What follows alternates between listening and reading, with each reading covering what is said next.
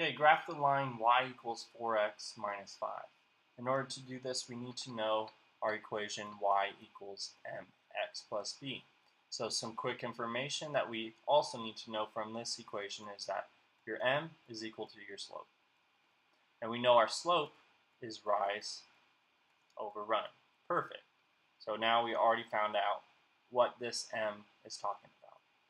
So our b is equal to our y-intercept, which is basically just a coordinate. My x is always 0, and then here is whatever my b is. So whatever my b is. So now that I know that my b basically is a coordinate, I start there, plot that. Then my m is my y-intercept. I can begin this problem. So identify, first thing you're going to do is identify what your slope is. Well, I know my slope is 4. So I'm going to say m is equal to 4 because they're in the same spot. They're both multiplying an x variable. So now m is equal to 4, but I want to make it into a fraction. The reason why is because I need to talk about it as rise over run.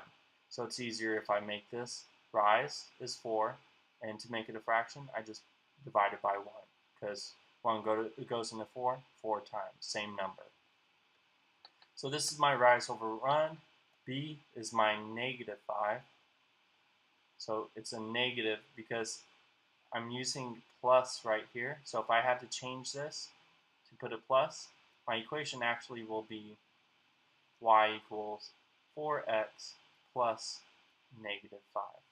So don't get tricked on that one, is that you need to look at the minus sign in front, and if there is a minus sign, you're actually going to say it's negative 5, not just 5.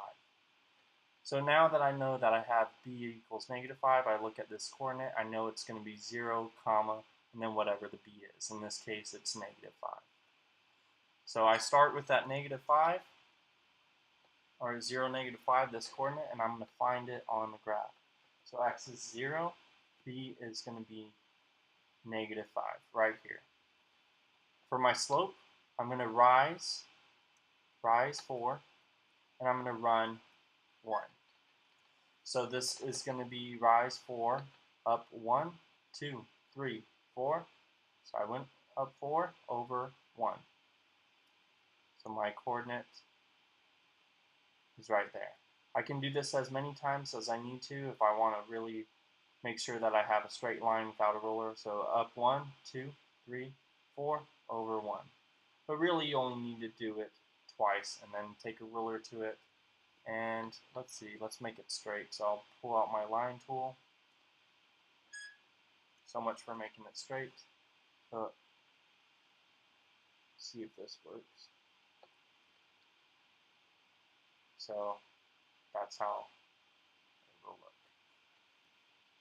And go back to my brush, put a little bit of the arrows, and all we had to do for this problem was graph, so we are done.